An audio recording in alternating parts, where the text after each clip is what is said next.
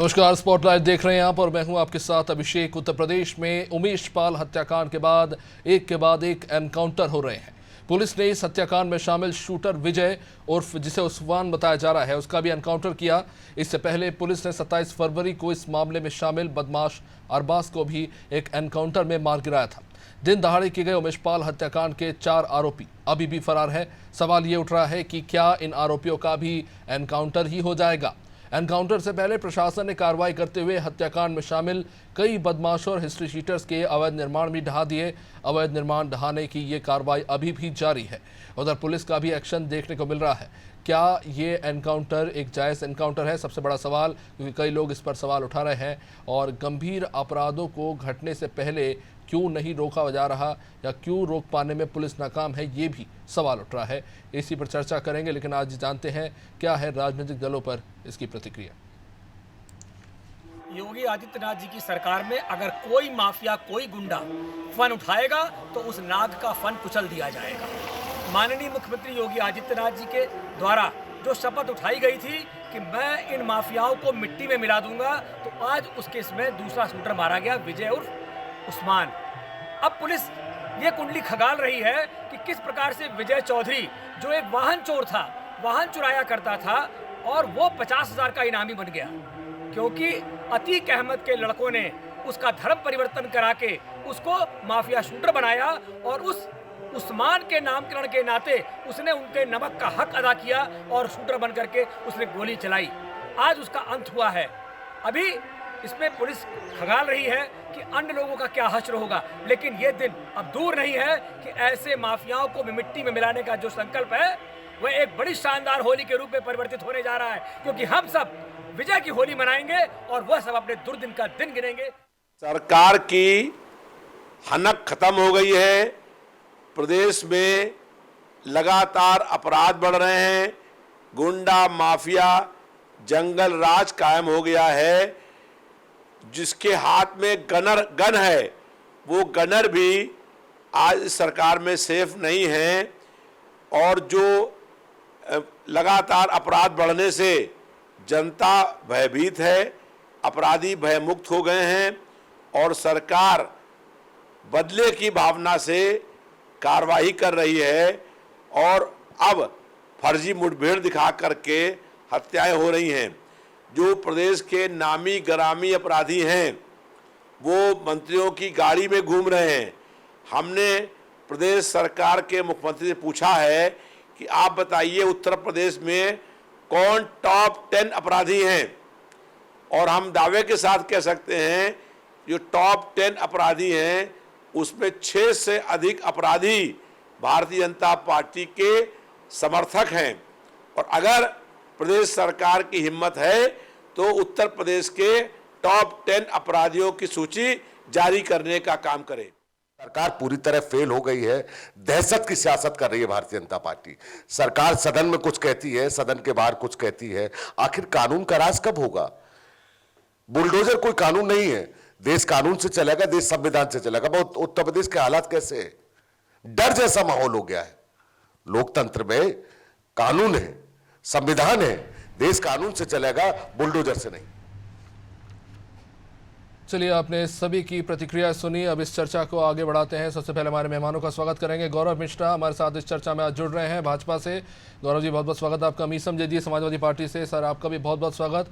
विवेक पाल tiger राष्ट्रीय महासचिव होलकर सेना से, सर आपका भी बहुत बहुत स्वागत। तो सबसे पहले चर्चा को आगे बढ़ाएंगे और एक एक कर आप सभी से पहले प्रतिक्रिया लेंगे इस घटना को लेकर। सबसे पहले गौरव मिश्रा जी आपसे।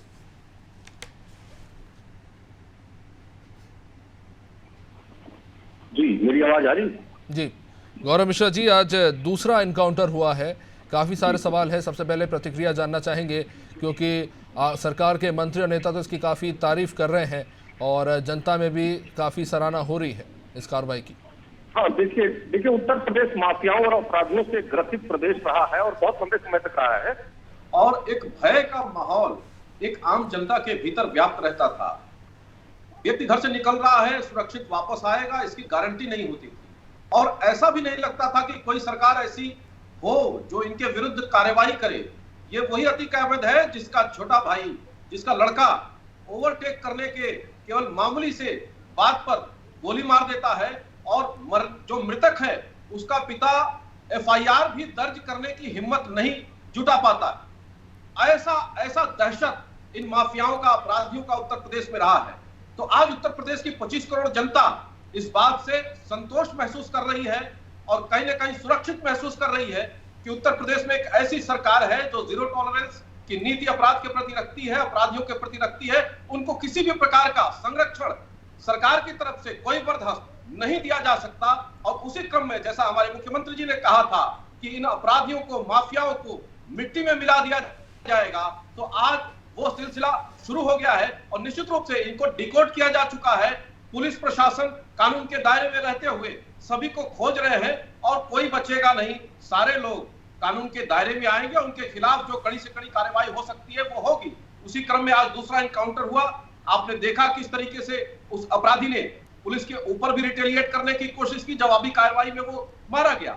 मेरा ऐसा मानना है कि इस तरह के दुर्दांत अपराधी समाज के लिए बेहद खतरनाक है, भय पैदा करने वाले हैं और इसको राजनीतिक रंग देना, राजनीतिक मोड़ देना और राजनीतिक स्वार्थ के लिए, वोट बैंक के स्वार्थ के लिए इनका संरक्षण करना समाज में भय फैलाने जैसा है। जैसा आज विपक्षी दल कर रहे हैं, उसके समर्थन में खड़े होकर के कहीं न कहीं जनता के अंदर ये भय पैदा करने का काम कर रहे हैं कि आज भी अपराधियों और माफियाओं का संरक्षण करने का काम समाजवादी पार्टी जैसे दल, विपक्षी दल कर रहे हैं। तो ये दुर्भाग्यपूर्ण है। मुझे लगता है कि अब वो एरा खत्म हो चुका है और इसका स्वागत करना चाहिए और भय मुक्त, अपराध मुक्त समाज हो, इसमें सबको अपना सहयोग देना चाहिए। मीसम यदि जी, कार्रवाई से संतुष्ट हैं आप? हेलो मीसम जी। जी, आवाज आ रही है आप तक? हाँ मैं सुन रहा हूँ आपको। यूपी में जो कार्रवाई हो रही है उमेश पाल हत्याकांड को लेकर, क्या उससे संतुष्ट है आप और आपकी पार्टी?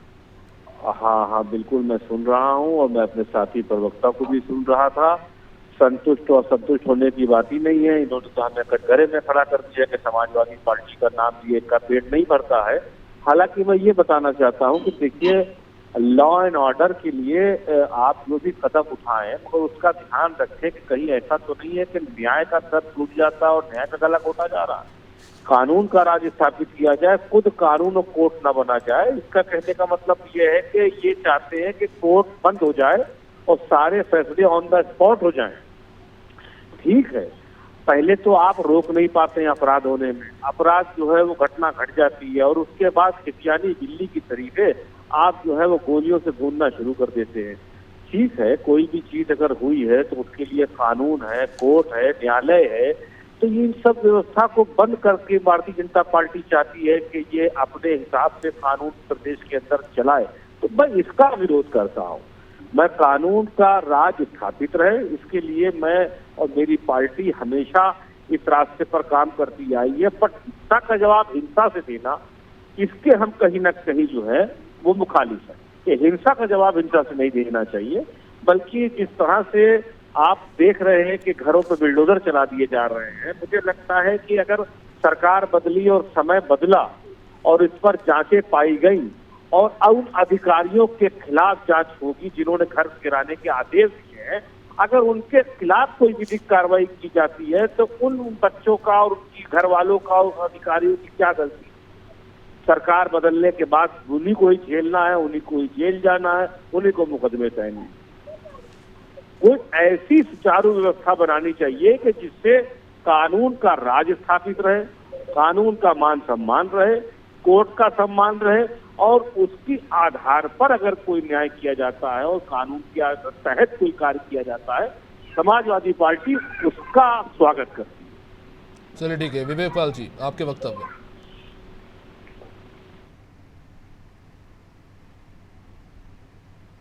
विवेक जी क्या कहेंगे इस पे? मैं देखिए, पहले तो मैं उत्तर प्रदेश सरकार को बधाई देना चाहूंगा कि वो इन अपराधियों के खिलाफ कार्य कर रहे हैं।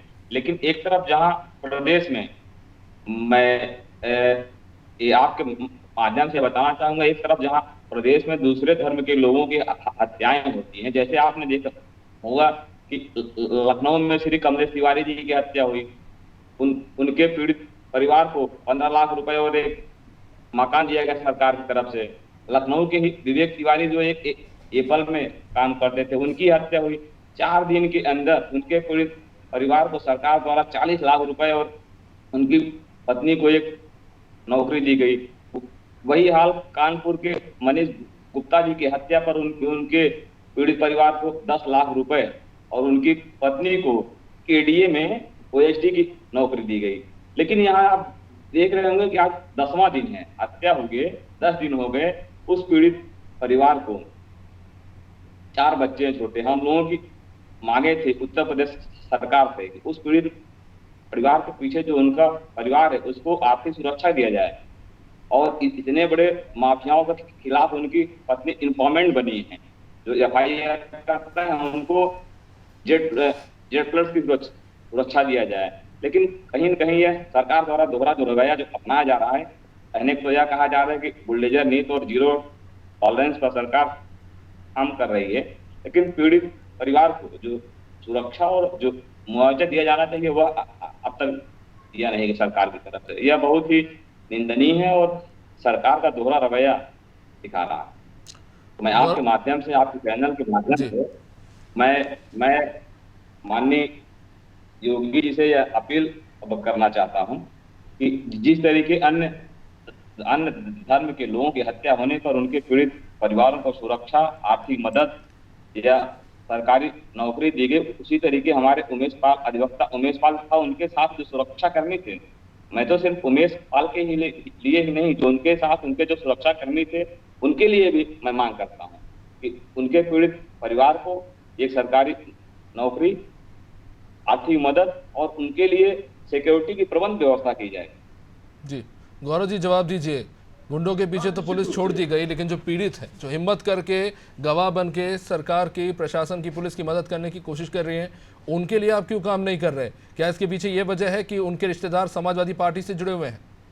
नहीं, इसका कहना बिल्कुल, उन्होंने स्वयं कहा है कि मुझे योगी आदित्यनाथ जी पर पूरा भरोसा है और इस सरकार में मुझे न्याय मिलेगा। और आपने देखा होगा कि वो मिलने की इच्छा भी जाहिर की थी और विवेक जी की मांग सही है, जायज है और मुझे लगता है सरकार गंभीरता से उस पर विचार कर रही है और उसको पूर्ण करेगी, इसमें कहीं कोई संशय नहीं है। देखिए, समाज में दहशत फैलाने वाले, उनका समर्थन करने वाले किस तरह से आज भी उनको पोषित करने का कार्य कर रहे हैं, वो यहाँ पे देखा जा सकता है। और किस तरीके से समाजवादी प्रवक्ता के हमारे मित्र ये कह रहे हैं कि जब सरकार बदलेगी तो ये होगा और वो होगा।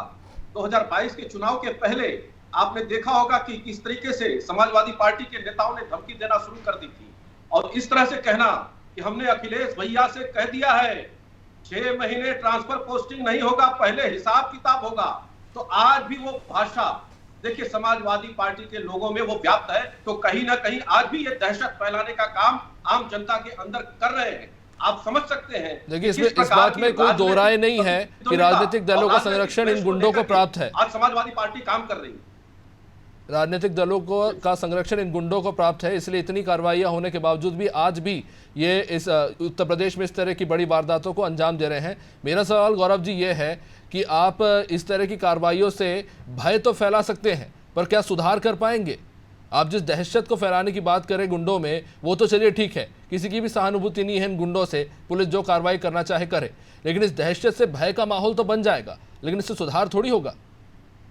अपराधियों का उन्मूलन एक सतत प्रक्रिया है अभिषेक जी, ये एक दिन में समाप्त भी नहीं होगा। जहां अपराध की जड़ें कई दशक से इतनी गहरी रही है कि उसको चुनौती देना किसी सरकार के लिए दुस्वप्न जैसा होता था और सब सरकारों के साझेदार होते थे ये अपराधी और माफिया, और सरकारी तंत्र उनके पैरों के आगे घुटने टेक देता था। लेकिन आज जो मनोबल समाजवादी पार्टी यही तो आरोप लगा रही है कि आज के समय में जो गुंडे हैं वो भाजपा समर्थित गुंडे हैं जिनके आगे पुलिस मत्था टेक देती है। नहीं, ऐसी बात नहीं है, कदापि ऐसी बात नहीं है। भारतीय जनता पार्टी की सरकार में थाने या चौकी पर भी बीजेपी का कोई नेता एक गलत पैरवी करने के लिए तैयार नहीं होता है, जाना तो बहुत दूर की बात है। इनकी सरकार में थाने कौन चलाते थे ये कुछ छुपा नहीं है, जग जाहिर है। भारतीय जनता पार्टी इस बात को सुनिश्चित करती है कि किसी भी प्रकार से कोई भी अपराधी या अपराधी को पोषित न किया जाए, और कहीं गलती से अगर कोई संपर्क संबंध निकलता भी है तो उसको चिमटे से भी छूने का प्रयास नहीं करती है। कानून अपना काम करता है, उसके विरुद्ध चाहे कोई भी व्यक्ति हो, चाहे कितना ही शक्तिशाली व्यक्ति क्यों ना हो। भारतीय जनता पार्टी अपने सिद्धांतों पर काम करने वाली पार्टी है, विचारों के आधार पर चलने वाली पार्टी है। मीसम जैदी जी, आप कह रहे थे कि कानून का पालन होना चाहिए। जी मीसम जी, आप कह रहे थे कानून का पालन होना चाहिए, गांधीवाद होना चाहिए। सामने कोई बंदूक लेके खड़ा हो तो क्या उसके साथ भी आप गांधीवादी रवैया ही अपनाएंगे? नहीं, आप बिल्कुल गांधीवादी रवैया ना अपनाइए, आप अपनी सुरक्षा करिए। सरकार ने आपको इसीलिए असलाह दिया है कि हमारी पुलिस फोर्स इतनी मजबूत है। हमारा कहने का मतलब है कि जो अभी ये हास्यास्पद बातें कर रहे हैं भारतीय जनता पार्टी के नेता, इस तरह की मजाक और बच्चों वाली बातें बैठ करके कर रहे हैं कि चिमटे से नहीं छूते हैं और वैसे नहीं छूते हैं। इनको मालूम नहीं कि लखनऊ में एक मर्डर हुआ था अजीत सिंह का, उसमें धनंजय सिंह जी का नाम आया था, उनकी कितनी प्रॉपर्टी पे इन्होंने कार्रवाई करी। बात यहाँ पर प्यार से, संयम से करने वाली है। अपराधी का तो सही चीज तो कोई जात धर्म मजहब नहीं होता है। अपराधी क्रिमिनल जेल एक है, आप चले जाओ। अगर आप जाना चाहो तो आप विजिट कर सकते हो। आप सरकार में हो ना, वहाँ यादव बैरिक है, ना ठाकुर बैरिक है, ना ब्राह्मण बैरिक है। पर मीसम जी, आपको ये अजीब नहीं लगता कि आज जिस तरह से सरेआम एनकाउंटर हो रहा है, भले ही पुलिस कर रही है, उस पर यूपी की जनता ताली बजा रही है। ये भले ही आप कह सकते हैं कि समाज में अच्छी बात नहीं है, लेकिन इससे ये भी समझ में आता है कि वहां पर जो जनता है उनका सब्र टूट चुका है। वो दशकों से यही सब देख रहे हैं, संगठित अपराध से वो भी तंग आ चुके हैं। अच्छी बात है, ताली बजा रही है जनता, बिल्कुल ताली बजाना चाहिए। जनता के अगर हक में काम होगा तो जनता को पसंद आएगा और जनता के लिए सब कुछ है। मगर कहने का मतलब यह है कि उस तालियों की गड़गड़ाहट में कहीं ऐसा ना हो कि आप अपना मूल रूप खो दें। आप उस संविधान में जो आपने कसम खाई है, जो आपने वोट दी है, उसको भूल जाए। आप देश की संविधान को, देश के लोकतंत्र को, देश के न्याय को, आप कहीं उनको ना भूल जाएं। कहीं ऐसा ना हो कि आपने अपने आप में एक राजा की प्रवृत्ति जाग जाए। कहने का मतलब ये कि कुछ काम न्यायालय पर भी छोड़ना चाहिए। अब आप ये जवाब बैठ के जो बीजेपी के प्रवक्ता नहीं दे पाएंगे कि धनंजय सिंह के कितनी जगह पर इन्होंने जो है बुलडोजर चलाया, अब ये नहीं बता पाएंगे। अब ये गोल मोल बातें करेंगे। हमारा कहने का मतलब है अतीक अहमद भी अपराधी, मुख्तार भी अपराधी है, धनंजय भी अपराधी है, ब्रजेश भी अपराधी है, ये सब अपराधी है। मुख्तार है, वो बहुत अच्छा काम है, जेल में सड़ रहा है। अतीक अहमद है, वो भी जेल में सड़ रहा है, बहुत अच्छी बात है, उसने अपराध किया। तो इस तरह का ही बयान अखिलेश जी ने भी ट्वीट के जरिए दिया था और उन्होंने कहा था कि धनंजय के मकानों पे और फिर और भी ऐसे हैं जिनके नाम लिए थे उन्होंने, और कहा था कि बुलडोजर क्यों नहीं चलाते। एक तरफ आप बुलडोजर की कार्रवाई का विरोध करते हैं और फिर जैसे ही आप सच्चे पत्रकार हैं, मुझे लगता है आप इनसे सवाल करिए, ये बताएं कि कहीं बुलडोजर चला। हमें अरबों करोड़ों को खुद पता है, इन्हें खुद पता है, मगर पार्टी लाइन की वजह से ये सच बोल ही नहीं सकते हैं। ये फिर घूम जाएंगे, ये घूमते रहेंगे, नाचते रहेंगे परिधि के अंदर। गौरव जी जवाब दीजिए, भाजपा की गुंडों पर बुलडोजर क्यों नहीं चलता? देखिए ऐसा है, बुलडोजर कोई न्यायालय, कानून वहां कहाँ गया था जब मुख्तार अंसारी के घर से मशीन गन बरामद होती है और जो बरामद करता है अधिकारी उसके ऊपर कोटा लगा करके बंद कर दिया जाता है। चलिए हम चलिए कानून तब कहाँ गया था जब आतंकियों को छुड़ाने के लिए सदन में बिल लाया जाता है। अब कानून तब कहाँ गया था जब करने लगे ये बच्चियों का रेप कर दिया जाता है एक जाति विशेष के द्वारा। देखा आपने, ये जवाब ही नहीं दे सकते, ऐसे लंबी फहरिस्त है। जवाब दें, ये कानून की धज्जियां उड़ाने वाले लोग जब वंदे मातरम गाने पर जिसकी प्रिंसिपल के सामने हत्या कर दी जाती है, यही देश आजमगढ़ के अंदर, और वो कानून की बात कर रहे हैं, कानून की दुहाई दे रहे हैं। आज कानून देखिए बात यह है दरअसल, अपने कार्यकाल में केवल कानून तोड़ते रहे, कानून की धज्जियां उड़ाते रहे और आज वही कानून। चलिए ठीक है, एक मिनट बस। तो मुझे लगता है ये टोटल चरित्र नहीं चलेगा। आज उत्तर प्रदेश की जनता जो है वो आप तो बैठे हैं स्टूडियो में, चाहती है, उत्तर प्रदेश चाहती है, इसलिए विकास के रास्ते पर उत्तर प्रदेश बढ़ रहा है। गौरव जी पक्षपात सिर्फ देखिए, पक्षपात की शुरुआत सिर्फ राजनीतिक दलों से नहीं होती, निचले स्तर तक जाती है। और हाथरस में जो फैसला आया है कोर्ट का, उसको लेकर यही सवाल खड़ा हो रहा है कि जब पुलिस ने कहा कि गैंगरेप हुआ था तो 4 आरोपी कैसे छूट गए, ये सवाल था। और सवाल उठ रहा है कि क्या पुलिस ने ईमानदारी से कार्रवाई की? जो मीसम जी आरोप लगा रहे हैं, इस तरह के सवाल आज समाज के अंदर, एक मिनट मीसम जी, इस तरह के सवाल आज उत्तर प्रदेश के समाज के अंदर भी है कि जाति और धर्म देख के क्या पुलिस कार्रवाई करती है? बस उसी जाति धर्म दिखेंगे। गौरव जी क्या कुछ एक बार फिर से, कई लोग बोल रहे हैं सुनाई नहीं जी, अभिषेक जी फिर से रिपीट करिए। जी, जो फैसला आया है हाथरस का, उसको लेकर भी यही सवाल उठ रहा है कि उससे पहले भी सवाल उठ रहे थे कि उस मामले में दलित लड़की के साथ जिस तरह से रातों रात जो है शवदाह कर दिया गया, उसके बाद पुलिस की कार्रवाई पर सवाल उठे और उसके बाद जो फैसला आया उसके बाद तो यही लगता है कि कहीं ना कहीं ऊपर से लेकर नीचे तक पक्षपात देखने को मिल रहा है। गैंगरेप पे 5 आरोपी बनाए जाते हैं, 4 छूट जाते हैं। तो ये सवाल आज है उस समाज के अंदर। उन लोगों से पूछने की आवश्यकता है जो कैमरे पे उसके घर वालों से, उनके माता पिता से, उस बच्ची के ये कहलवा रहे थे कि 50 लाख दे, 1 करोड़ दे, तो भी अपना बयान मत बदलना, यही कहना। तो जो एक पब्लिक ट्रायल, एक पब्लिक परसेप्शन का बनाया गया विपक्ष के द्वारा, क्या इनसे प्रश्न पूछना चाहिए या नहीं पूछना चाहिए? चलो ठीक है, मीसम जी जवाब दे रहे, 1 मिनट। पब्लिक ट्रायल में ला करके मीसम जी बोलिए। 2 लोगों को बंद कराया इन लोगों ने। इनसे ये सवाल पूछिए कि जब उमेश पाल इनकी पुलिस के आगे गिड़गिड़ा रहा था और सुरक्षा की भीख मांग रहा था, तब इनकी पुलिस, इनकी सरकार कहाँ थी? सो रही थी। जब वो गली गली घूम करके वो व्यक्ति जब कह रहा था कि मेरी हत्या हो जाएगी, अतीक अहमद नामी बदमाश हमारी हत्या कर देगा, तो ये क्या कर रहे थे? 2 हमारे गनर, उत्तर प्रदेश पुलिस के 2 गनर मारे गए, शहीद हुए। एक मिनट। हाँ, ये शहीद नहीं हुए हैं, ये आपकी सोची समझी साजिश है। पहले आप शहीद करते हैं और फिर बदले के नाम पर निर्दोष लोगों की हत्या करते हैं। आपके द्वारा पोषित माफियाओं का। चलिए ठीक है, विवेक जी आप कुछ कह रहे थे। नहीं दे पा रहे हैं तो आप आरोप तो लगाएंगे ही, आपके पास जवाब ही नहीं है। चलिए ठीक है, विवेक जी आप कुछ कह रहे थे, ऐड अप कीजिए। जी मैं सबसे पहले तो जो हमारे समाजवादी पार्टी के जो साथी हैं, मैं उनको बताना चाहता हूं, ये कह रहे हैं कि इनकाउंटर नहीं करना चाहिए, उनको प्यार से समझाना चाहिए। तो 2005 का वो शायद वाकया भूल चुके हैं। 2005 में एक विधायक की दिन दहाड़े इन्हीं लोगों ने उनके गवाह की आज जो हत्या कराई है, 2005 में हत्या इन्हीं की सरकार थी। इन्होंने क्या किया बताइए? आज वही माफिया 18 साल बाद उसी हत्याकांड के जो गवाह गोली दौड़ा के मार दिया गया। आप चाहते हैं कि अपराधियों को प्यार से उनको उचकारा जाए, को बैठाया जाए। चलिए ठीक है, मिसम जी जवाब दीजिए। समाजवादी पार्टी ने उसी समय कार्रवाई की होती, इन अपराधियों का पोषण नहीं किया होता, तो आज उमेश पाल जी शायद हमारे बीच में रहते हैं। चलिए मिसम जी।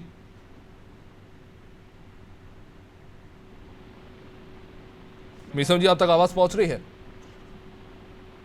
चलिए लगता है कुछ संपर्क टूट गया है। तो गौरव जी, जैसा कि विवेक जी ने एक सवाल उठा जी, जो आदतन अपराधी नहीं होते, ये आपने देखा होगा सीसीटीवी फुटेज में, एक काली कोट और एक खाकी वर्दी को दिन दहाड़े घुस के दुर्दांत तरीके से हत्या की जाती है। तो इनका सिर्फ यही इलाज है, इनको यही भाषा समझ में आती है। इनके लिए ना तो कानून है, ना तो इनके लिए संविधान है। चलिए गौरव जी, 2 एनकाउंटर हो चुके हैं 7 आरोपियों में से। कई लोगों के मन में ये भी सवाल है कि ये क्या जो कार्रवाई हो रही है वो एक्स्ट्रा जुडिशियल कार्रवाई तो नहीं, ये सवाल लगातार उठ रहा है, क्योंकि मिट्टी में मिलाने की बात हुई थी और हम वास्तविकता भी वही देख रहे हैं। अभिषेक जी, ये पूरी तरह से कानून सम्मत, संविधान सम्मत कार्रवाई है।